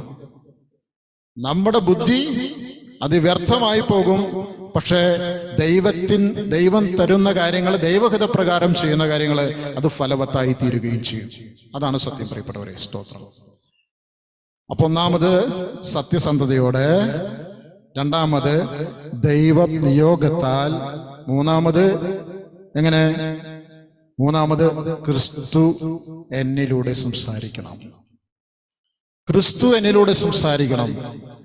അപ്പൊ ഞാൻ പറയാണ്, ഞാനിവിടെ വചന ശുശ്രൂഷ ചെയ്യാൻ നിൽക്കുകയാണ്. ആരാണ് സംസാരിക്കുന്നത്? ഞാനല്ല, ദൈവത്തിന്റെ പരിശുദ്ധാത്മാവാണ് സംസാരിക്കാന്ന് എനിക്ക് പറയാം. അങ്ങനെ സംസാരിക്കണം എന്നല്ല ദൈവം ഉദ്ദേശിക്കുന്നത്. ഞാൻ സംസാരിക്കുമ്പോൾ, ഞാൻ വായി തുറക്കുമ്പോൾ എൻ്റെ ഉള്ളിൽ നിന്ന് ക്രിസ്തു സംസാരിക്കണം. ഞാൻ വായി തുറക്കുമ്പോൾ എൻ്റെ ഉള്ളിൽ നിന്ന് ക്രിസ്തു സംസാരിക്കണമെങ്കിൽ എൻ്റെ ഉള്ളിൽ ക്രിസ്തു ഉണ്ടായിരിക്കണം. എൻ്റെ ഉള്ളിൽ ക്രിസ്തു ഉണ്ടായിരിക്കണമെങ്കിൽ എന്നിലുള്ള പക, വിദ്വേഷം, വെറുപ്പ്, പ്രതികാര ചിന്ത എന്നിവ എന്നിൽ നിന്ന് മാറിപ്പോകണം. ഇത് 2 കൂടി നടക്കില്ല. പാപവും വിശുദ്ധിയും എന്താ പറയാ മിക്സ് ചെയ്ത് ഒരു ജീവിതത്തിൽ ദൈവം സൂക്ഷിക്കില്ല. എന്ത് ചെയ്യണം? ഒന്നെങ്കിൽ പാപത്തെ വെറുത്ത് ദൈവത്തെ ഉള്ളിലാക്കാൻ ശ്രമിക്കണം, അല്ലെങ്കിൽ ദൈവത്തെ വെറുത്ത് പാപത്തെ ഉള്ളിലാക്കി ജീവിച്ചോ. ദൈവത്തിനൊരു പരാതിയും ഇല്ല, ദൈവത്തിനൊരു പരാതി, ദൈവത്തിനൊരു കംപ്ലൈന്റും ഇല്ല നമ്മളെ കുറിച്ച്. നമ്മൾ ചെയ്തു കൊള്ളണമെന്നോ നീ അത് വിട്ടതിൽ പോയോളണം, ദൈവത്തിന്റെ ഒരു നിർബന്ധ ബുദ്ധിയുമില്ല. നമ്മൾ ചെയ്യുന്നുണ്ടെങ്കിൽ ക്രിസ്തു എന്നിൽ ജീവിക്കണം, ക്രിസ്തു എന്നിൽ വസിക്കണം, ക്രിസ്തുവിനെ ഞാൻ എൻ്റെ ജീവിതത്തിൽ ഇടം കൊടുക്കണം. മറ്റുള്ളവരെ കുറിച്ചുള്ള വിദ്വേഷം, വെറുപ്പ്, വൈരാഗ്യം, പ്രതികാര ചിന്ത എന്നിവയ്ക്ക് ഇടം ഞാൻ കൊടുത്തു കഴിഞ്ഞാൽ ക്രിസ്തു എന്നിൽ വസിക്കില്ല. ക്രിസ്തു എന്നിൽ വസിച്ചില്ലെങ്കിൽ എന്നിലൂടെ ക്രിസ്തു സംസാരിക്കില്ല. എന്നിലൂടെ ക്രിസ്തു സംസാരിച്ചില്ലെങ്കിൽ ഈ പരിമള തൈലം പകരില്ല. ഈ പരിമള തൈലം പകർന്നില്ലെങ്കിൽ എന്താ കാര്യം? പിന്നെ കർത്താവ് പറയും, അധർമ്മം പ്രവർത്തിക്കുന്നവരെ ഞാൻ നിങ്ങളെ ഒരു നാളും അറിഞ്ഞിട്ടില്ല. കർത്താവിന്റെ നാമത്തിലല്ലയോ ഞങ്ങൾ ചെയ്തത്? രോഗികളെ സൗഖ്യമാക്കിയതും ഭൂതങ്ങളെ പുറത്താക്കിയതും നിന്റെ നാമത്തിൽ പ്രവചിച്ചു, നിന്റെ നാമത്തിലല്ലയോ, നല്ലതിന് വേണ്ടിയിട്ടല്ലയോ ഞാൻ ഇതൊക്കെ ചെയ്തത് എന്നൊക്കെ പറയുമെങ്കിലും അധർമ്മം പ്രവർത്തിക്കുന്നവരെ ഞാൻ നിങ്ങളെ ഒരു നാളും അറിഞ്ഞിട്ടില്ല എന്ന് പറഞ്ഞ് തള്ളിക്കളയാനായിട്ട് ഇടവരും. അതുകൊണ്ട് ക്രിസ്തു നമ്മിൽ വസിക്കണം. ക്രിസ്തു നമ്മിൽ വസിക്കണമെങ്കിൽ ദൈവം പറഞ്ഞിട്ടുള്ള ചില സംഗതികളുണ്ട്. ദൈവവചനം തന്നെ സ്വീകരിക്കണമെങ്കിൽ നമ്മളിൽ നിന്ന് നീക്കി കളയേണ്ടവ എന്തൊക്കെയാണെന്ന് പത്രോസ് അപ്പോസ്തലൻ പഠിച്ചിട്ടുണ്ട് അല്ലേ? പത്രോസ് അപ്പോസ്തലന്റെ ലേഖനം, പത്രോസിന്റെ ലേഖനം 2-ാമത്തെ അധ്യായം 1-ാമത്തെ വാക്യം.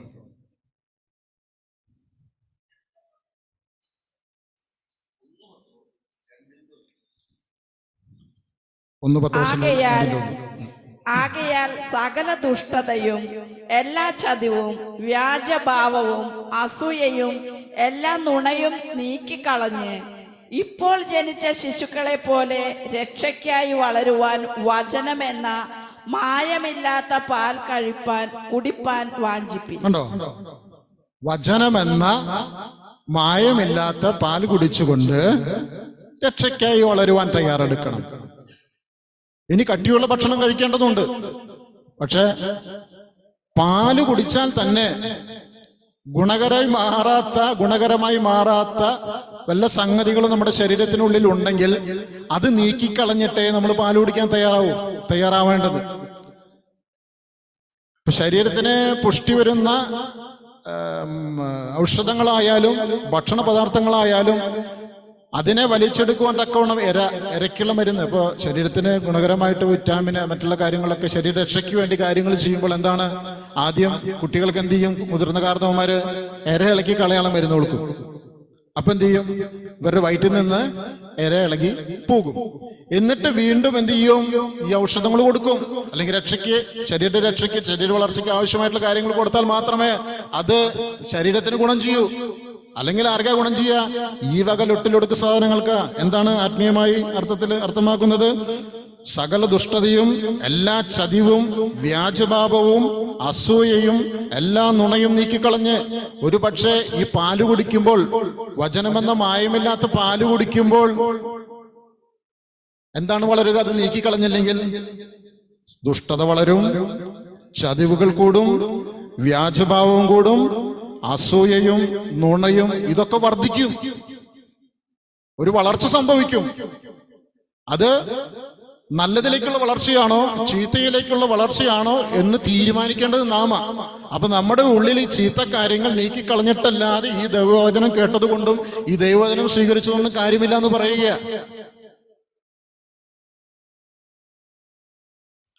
ഇതൊക്കെ നീക്കിക്കളഞ്ഞെങ്കിൽ മാത്രമേ നമ്മളിത് കേട്ടിട്ടും മനസ്സിലാക്കിയിട്ടും കാര്യമുള്ളൂ. നമുക്കത് അനുസരിക്കാൻ പറ്റില്ല. നമ്മുടെ കയ്യിൽ ദുഷ്ടതയുണ്ടെങ്കിൽ, അസൂയുണ്ടെങ്കിൽ, വ്യാജഭാവം ഉണ്ടെങ്കിൽ, നുണയുണ്ടെങ്കിൽ, എല്ലാ കാപട്യവും ഉണ്ടെങ്കിൽ നമുക്ക് രക്ഷയ്ക്കായി വളരുവാൻ സാധിക്കുകയില്ല. പിന്നെ എങ്ങനെ നമുക്ക് ക്രിസ്തുവിന്റെ പരിമളമായി മാറാൻ സാധിക്കും? ഒരു വചനമായി നമ്മുടെ ജീവിതം ഒരു സന്ദേശമായി മറ്റുള്ളവരുടെ മുമ്പിൽ എങ്ങനെ മാറാനായിട്ട് നമുക്ക് സാധിക്കും? മാറ്റിക്കളയേണ്ടവ മാറ്റിക്കളയണം. നോ പറയേണ്ടതിനോട് നോ പറയണം. വെൽക്കം പറയേണ്ടതിനോട് വെൽക്കം പറയണം. ഈ ക്രിസ്തുവിന് വെൽക്കം പറഞ്ഞാൽ നിന്നിലുള്ള പാപ സ്വഭാവം ഔട്ടായേ പറ്റൂ. എന്നിൽ പാപ സ്വഭാവം ഇരിക്കുമ്പോൾ ക്രിസ്തുവിന് വെൽക്കം പറഞ്ഞാൽ ഒരു കാര്യവുമില്ല. നമ്മുടെ ഉള്ളിൽ ആരെയാണ് പൂജിക്കേണ്ടത്? എന്താണ് പത്രോസ് അപ്പോസ്തലൻ പറഞ്ഞത്? പത്രോസിന്റെ ലേഖനം തന്നെ, നിങ്ങളുടെ ഉള്ളിൽ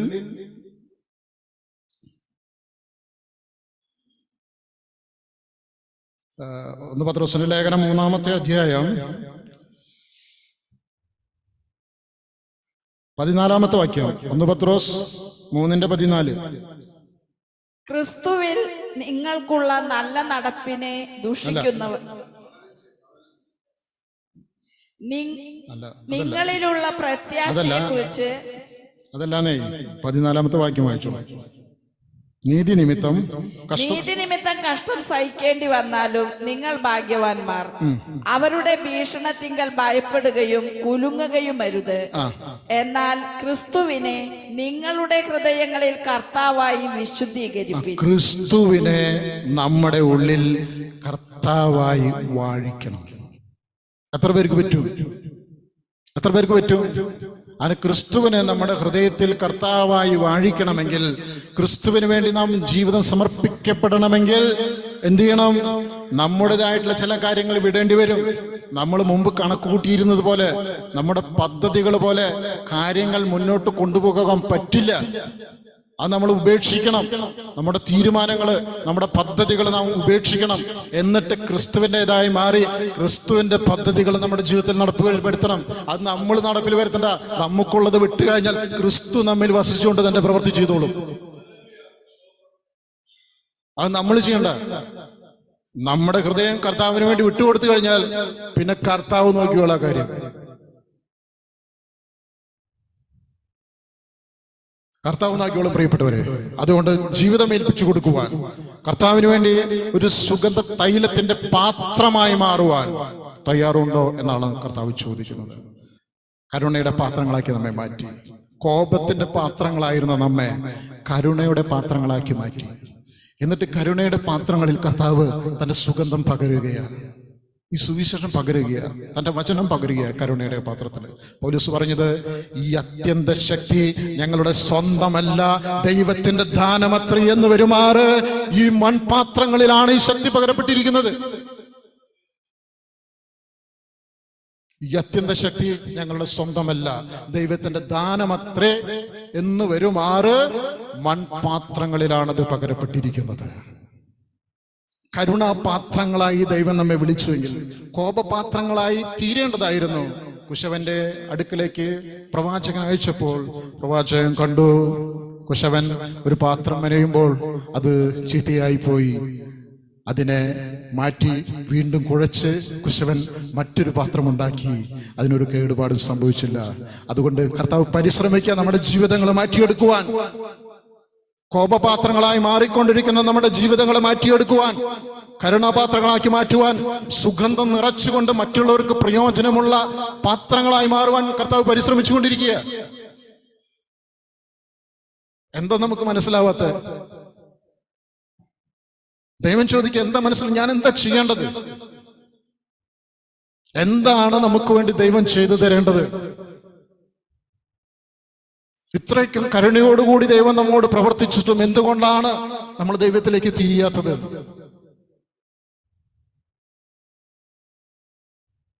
ദൈവത്തിലേക്ക് തിരിയണം പ്രിയപ്പെട്ടവരെ.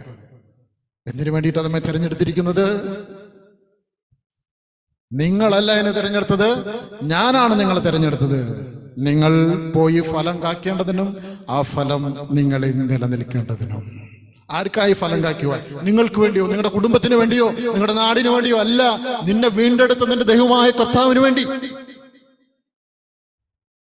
നിന്റെ ദൈവമായ കർത്താവിന് വേണ്ടി ഫലം പുറപ്പെടുവിക്കുവാൻ നീ തയ്യാറുണ്ടോ? ഈ സമൂഹത്തോട് കർത്താവ് ചോദിക്കുക, നിന്റെ ദൈവമായ കർത്താവിന് വേണ്ടി ഫലം പുറപ്പെടുവിക്കുവാൻ തയ്യാറുണ്ടോ? നിന്റെ ദൈവമായ കർത്താവിന് വേണ്ടി പരിമളം പരത്തുന്ന പാത്രമായി തീരുവാൻ തയ്യാറുണ്ടോ? കർത്താവ് നിറയ്ക്കുവാൻ തയ്യാറാണ്. അവന്റെ നിറവിൽ നിന്ന് കൃപമേൽ കൃപ നമുക്ക് ലഭിച്ചിരിക്കുന്നു. അവന്റെ നിറവിൽ നിന്ന് നമ്മെ നിറയ്ക്കുന്നവരാണ് ദൈവം. എഫേസ്യ ലേഖനം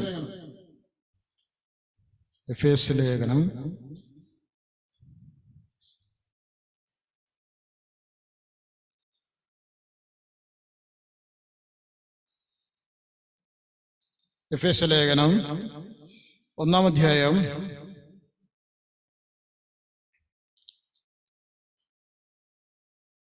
22-23 വാക്യങ്ങൾ. എഫേസ്യ ലേഖനം 1-ാം അധ്യായം 22-23 വാക്യങ്ങൾ. സർവവും അവന്റെ കാൽ കീഴാക്കി വെച്ച് അവനെ സർവത്തിനു മീതെ തലയാക്കി എല്ലാറ്റിലും എല്ലാം നിറയ്ക്കുന്നവന്റെ നിറവായിരിക്കുന്ന അവന്റെ ശരീരമായ സഭയ്ക്ക് കൊടുക്കുകയും ചെയ്തിരിക്കുന്നു. കണ്ടോ? സഭയെ നിറയ്ക്കുന്നത് ആരാ? സഭയെ നിറയ്ക്കുന്നത് ക്രിസ്തുവാണ്, ദൈവമാണ്. തന്റെ ശരീരത്തിലേക്ക് ആവശ്യമായിട്ടുള്ളതെല്ലാം നിർദ്ദേശങ്ങൾ എവിടെ നിന്ന് ലഭിക്കുന്നത്? ക്രിസ്തുവിന്റെ ശരീരമാണല്ലോ സഭ. സഭയുടെ തലയാണല്ലോ ക്രിസ്തു. ആ ശരീരത്തിലേക്ക് ആവശ്യമായിട്ടുള്ള നിർദ്ദേശങ്ങള്, ശരീരത്തിൽ ആവശ്യമായിട്ടുള്ളതെല്ലാം എവിടെ നിന്ന് ലഭിക്കുന്നത്? തലയിൽ നിന്നാ, ക്രിസ്തുവിൽ നിന്നാ ലഭിക്കേണ്ടത്. ആ തല നിറഞ്ഞാണ് ഇരിക്കുന്നത്. അവന്റെ നിറവിൽ നിന്ന് കൃപമേൽ കൃപ ലഭിച്ചിരിക്കുന്ന ക്രിസ്തു നിറഞ്ഞത് കൊണ്ടാ ഇന്നിവിടെ ഇരിക്കുന്നവരുടെ ജീവിതങ്ങൾ നിറഞ്ഞിരിക്കുന്നത്. നമ്മെ നിറയ്ക്കാൻ വേണ്ടിയിട്ടാ അവൻ ദരിദ്രനായി ഭൂമിയിൽ പിറന്നത്. നമ്മുടെ കർത്താവായ യേശു ക്രിസ്തു സമ്പന്നനായിരുന്നിട്ടും അവന്റെ ദാരിദ്ര്യത്താൽ നിങ്ങൾ സമ്പന്നരായി തീരേണ്ടതിന് നിങ്ങൾ നിമിത്തം ദരിദ്രനായി തീർന്ന കൃപ നിങ്ങൾ അറിയുന്നുവല്ലോ. നമ്മെ നിറയ്ക്കുവാൻ വേണ്ടിയിട്ടാണ് അവൻ കാലിത്തൊഴുത്തിൽ അവനെ കാണപ്പെട്ടത്. സമ്പന്ന കുടുംബങ്ങളിൽ കൊട്ടാരങ്ങളിൽ പിറക്കേണ്ടവനായ യഹൂദന്മാരുടെ രാജാവ് പിറന്നത് സാധാരണ ഒരു കുടുംബത്തിലാണ്, ഒരു ആശാരി കുടുംബത്തിലാണ്, തച്ചന്റെ കുടുംബത്തിലാണ്. അവനത് ഹിതമായി. അവൻ കഴിഞ്ഞത് സമ്പന്നന്മാരോട് കൂടെയല്ല, അവൻ സാധാരണ ജനത്തിന്റെ അടിയിലേക്ക് ഇറങ്ങി സുഗന്ധമായി. ഞാൻ വന്നത് നീതിമാന്മാരെ തേടിയിട്ടല്ല, ഞാൻ വന്നത് പാപികളെ തേടിയിട്ടാണെന്ന് പറഞ്ഞ് ഒരു രക്ഷയുടെ സുഗന്ധമായി യേശു ക്രിസ്തു വന്നു. അവൻ തന്റെ സുഗന്ധം പരത്തി. തന്റെ സുഗന്ധത്തിൽ അനേകര് രോഗസൗഖ്യം പ്രാപിച്ചു. അനേകര് ദുഷ്ടതയുടെ മാർഗം പറഞ്ഞ് സത്യത്തിന്റെ മാർഗത്തിലേക്ക് വന്നു. അനേകര് ദൈവഹിതം എന്താണെന്ന് സ്വന്തം ഹിതം മാറ്റിക്കൊണ്ട് ദൈവഹിതം എന്താണെന്ന് തിരിച്ചറിഞ്ഞ് അതിന് സമർപ്പിക്കപ്പെട്ടു. അന്ന് ക്രിസ്തുവിനെ എന്ത് ചെയ്തു? തള്ളിപ്പറഞ്ഞവരും ഇന്നും ക്രിസ്തുവിനെ തള്ളിപ്പറയുന്നുണ്ട്. അന്ന് ക്രിസ്തുവിനെ സ്വീകരിച്ചതുപോലെ ഇന്നും ക്രിസ്തുവിനെ സ്വീകരിക്കുന്നുണ്ട് പ്രിയപ്പെട്ടവരെ. അതുകൊണ്ട് സാഹചര്യങ്ങളെയല്ല, വ്യക്തികളെയല്ല നമ്മൾ നോക്കേണ്ടത്. നാം കർത്താവിന് വേണ്ടി ഒരു സുവിശേഷ സത്യമായി സുഗന്ധമായി മാറുന്നുണ്ടോ എന്ന കർത്താവ് നോക്കുന്നത്. എത്ര പേര് തയ്യാറുണ്ടെന്നാണ് ചോദിക്കുന്നത്. ഈ 2024 വരാൻ പോവുക. ഒരു മാറ്റത്തിന് വേണ്ടിയുള്ള ആഹ്വാനമല്ല ഞാൻ തരുന്നത്. നമ്മുടെ ജീവിതം കൊണ്ട് നമ്മുടെ ജീവിതം മറ്റുള്ളവർക്ക് പ്രയോജനകരമായി മാറണം. എങ്കിൽ മാത്രമേ അവന്റെ സൽപ്രവർത്തികൾക്കായിട്ട് ലോകസ്ഥാപനത്തിന് മുമ്പ് നമ്മെ തെരഞ്ഞെടുത്ത് സൃഷ്ടിച്ച് ഈ ഭൂമിയിൽ പിറന്നു നാം വീണതും തക്ക സമയത്ത് അവന്റെ രക്ഷ നാം പ്രാപിക്കുവാനായിട്ട് ഇടവന്നതും. അതുകൊണ്ട് ഈ തൈലം വഹിച്ചുകൊണ്ട്, ഈ സുവിശേഷ സത്യം വഹിച്ചുകൊണ്ട് വചനമായി മാറുവാൻ, നമ്മുടെ ജീവിതം ഒരു സുവിശേഷ സത്യമായി മാറി അനേകരെ രക്ഷ പ്രാപിക്കുവാൻ, ദൈവം സന്തോഷിക്കുവാൻ, നമ്മെ പ്രതി സ്വർഗം അഭിമാനിക്കുവാനും സന്തോഷിക്കുവാനും ദൈവദൂതന്മാരുടെ മധ്യത്തിൽ പോലും ഒരു സന്തോഷമായി തീരേണ്ടതിന് വേണ്ടി നാം മാറണം പ്രിയപ്പെട്ടവരെ. ഒരു സുവിശേഷമായി മാറണം, സുഗന്ധമായി മാറണം. സമയം മുന്നോട്ട് കടന്നു പോകുന്നു. ദൈവമായ കർത്താവ് എല്ലാവരെയും സഹായിക്കട്ടെ. വടുതിക്കാറ്റേ നല്ല തെന്നിക്കാറ്റേ പ്രിയൻ തോട്ടത്തിൽ നിൽക്കുന്ന നടുതലകളിന്മേൽ. വടുതിക്കാറ്റേ നല്ല തെന്നിക്കാറ്റേ പ്രിയൻ തോട്ടത്തിൽ നിൽക്കുന്ന നടുതലകളിന്മേൽ.